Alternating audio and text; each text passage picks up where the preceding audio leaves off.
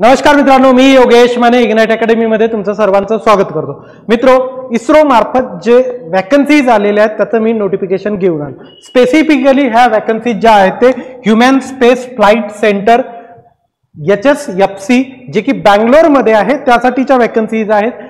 MTech वाल्यांसाठी आहेत, BTech वाल्यांसाठी आहेत, diploma वाल्यांसाठी आहेत, डिग्री वाल्यांसाठी आहे, सिव्हिल, मेकॅनिकल, इलेक्ट्रिकल, इलेक्ट्रॉनिक सर्वांसाठी या वॅकन्सीज आहेत. संख्या कमी आहे पण लोकेशन चांगलं आहे, त्यामुळे ज्या लोकांना इंटरेस्ट आहे ते लोक इंटरेस्ट याच्यामध्ये फॉर्म अप्लाय करू शकतात आणि एक चांगला जॉब बनू शकतो. एक टेक्निकल जॉब आहे जे की तुमचं क्वालिफिकेशन आहे त्याच्याशी रिलेटेड या वॅकन्सीज आहे. तर चला बघून घेऊ. हे बघा, government of India, department of space, Indian space research organisation. Okay, केंद्र कुठला आहे? Human space flight centre. Okay, Bengaluru. कुठली आहे? बेंगलोरची लोकेशन असणार आहे. आता याच्यामध्ये मेडिकल ऑफिसर ते सोडून द्या, त्यानंतर scientist engineer, right, scientist engineer लगभग इक्विव्हॅलंट पोस्ट आहे. टेक्निकल असिस्टंट, सायंटिफिक असिस्टंट, त्यानंतर टेक्निशियन बी. ओके, त्यानंतर draughtsman B, right, and assistant राजभाषासाठीचं. पुढं आता बघा, स्ट्रक्चरल डिझाईन पहिले 2-3 मेडिकल रिलेटेड होत्या, उडवून दिला. स्ट्रक्चरल डिझाईनची एक जागा आहे. काय पाहिजे तुम्हाला? तर एमटेक स्ट्रक्चरल इंजिनिअरिंग मध्ये पाहिजे ते, राईट. बीटेकच्या नंतर काय असणार आहे? रिटन टेस्ट असेल जी की कम्प्युटर बेस्ड म्हणजे सीबीटी असेल, त्यानंतर इंटरव्ह्यू होईल. पुढची पोस्ट आहे बघा, इन्स्ट्रुमेंटेशन इंजिनिअरिंग. कुठली आहे? Instrumentation engineering. बघा, एमटेक इन्स्ट्रुमेंटेशन इंजिनिअरिंग तुमचं ग्रॅज्युएशनला कुठलंही इलेक्ट्रिकल, इलेक्ट्रिकल किंवा इलेक्ट्रॉनिक्स वगैरे असेल आणि तुम्ही इन्स्ट्रुमेंटेशन मध्ये एमटेक असाल तर तुम्ही इलिजिबल आहात. रिटन टेस्ट, इंटरव्ह्यू होईल. पुढं त्यानंतर बघा, सेफ्टी आणि रिलायबिलिटी इंजिनिअरिंगची एक जागा आहे. MTech in safety and reliability engineering लागेल.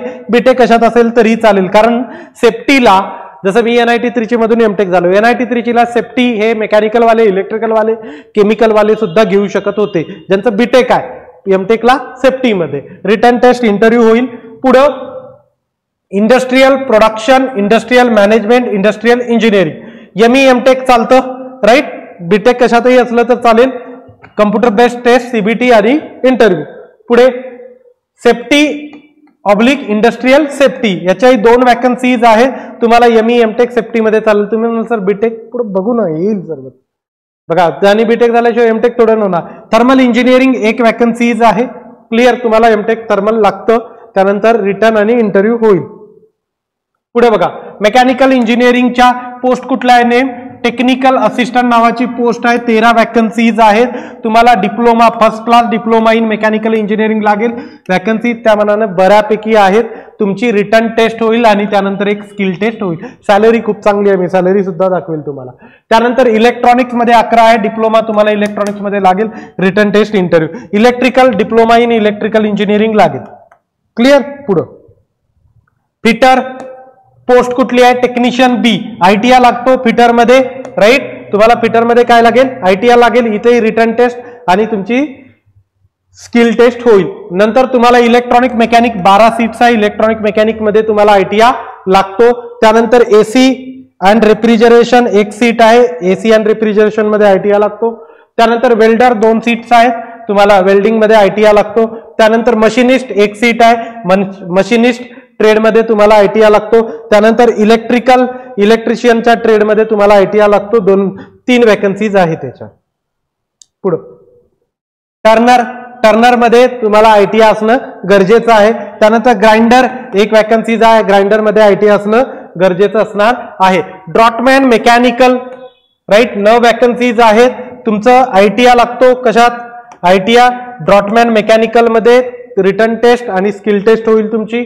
त्यानंतर ड्रॉटमॅन सिव्हिल 4 वॅकन्सीज आहेत. रिटर्न टेस्ट आणि तुमची स्किल टेस्ट होईल.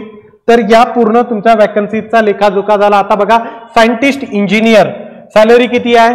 84,150. किती? 84,150. तकनिकी सहाय्यक म्हणजे टेक्निकल असिस्टंट 67,350. सॅलरी बघा, सॅलरी. पुढं सायंटिफिक असिस्टंट 67,350, 67,350 रुपीज. टेक्निशियन बी 32,550. त्यानंतर ड्रॉटमॅन बी इथंही 32,550. बघा अप्लाय कसं करायचं तुम्हाला, तर www.isro.gov.in, इस्रो हे दिसणार नाही थोडंसं, gov.in मध्ये जा, ऑपॉर्च्युनिटीज मध्ये बघा तुम्हाला हे मिळून जाईल. कधीपासून 19/9/2024 टू 9/10/2024 पर्यंत तुम्हाला अप्लाय करायचं आहे. बघा काय काय दिलंय, सर्वीकडेच तुम्हाला रिटर्न टेस्ट, स्किल टेस्ट आहे, काही ठिकाणी इंटरव्ह्यूज आहेत. स्किल टेस्ट ITI आणि डिप्लोमा वाल्यांसाठी. आता बघा सायंटिस्ट बी साठी एक्झाम पॅटर्न काय असणार आहे तुमचा, तर 75 मिनिटाची एक्झाम असेल, 60 मार्काचा तुमचा टोटल पेपर असेल, 1/3 निगेटिव्ह असणार आहे, मल्टिपल चॉईस क्वेश्चन असतील, याच्यातले 40% बीटेक वर आणि 60% एमटेकच्या आधारित असतात. लगभग तुम्ही बीटेकचीच लेवल पकडून चला, राईट. त्यानंतर पार्ट 2 मध्ये 30 मिनिटाचा पेपर असेल तुमचा, ऍप्टी रिझनिंग वर हा पेपर असतो. ओके, इथं निगेटिव्ह मार्किंग वगैरे काही नसेल. क्लिअर, इथं लिहिलेलं आहे त्यांनी, पॅटर्न वगैरे पूर्ण दिलं. पार्ट सी मध्ये 30 मार्काचा आहे, डिस्क्रिप्टिव्ह क्वेश्चन्स असतात, निगेटिव्ह मार्किंग नसते. असं टोटल तुमचा 100 मार्काचा पेपर असणार आहे. क्लिअर. तर हे झालं पूर्ण इस्रोचं नोटिफिकेशन. येणारी प्रत्येक वॅकन्सीज मी तुमच्यापर्यंत घेऊन येत राहतो. आपल्या डिस्क्रिप्शन मध्ये इग्नाइट अकॅडमीचे टेलिग्रामचे चॅनल दिलेले आहेत, एक मेकॅनिकलसाठी, एक सिव्हिलसाठी आहे, आणि तिसरं जे आहे ते इलेक्ट्रिकल आणि इलेक्ट्रॉनिक्ससाठी आहे. त्यामुळं क्लिक करा, चॅनल जाऊन जॉईन करा. येणारे प्रत्येक अपडेट मी तुमच्यापर्यंत पोहोचवल. सबस्क्राईब केलं नसेल यूट्यूब चॅनल तर सबस्क्राईब करा, टेलिग्रामचा चॅनल जॉईन करा, व्हिडिओ तुमच्या मित्र जे इलिजिबल असतील त्यांच्यापर्यंत नेऊन पोहोचवा. मी इथं थांबतो. Thank you so much guys for listening. Thank you so much.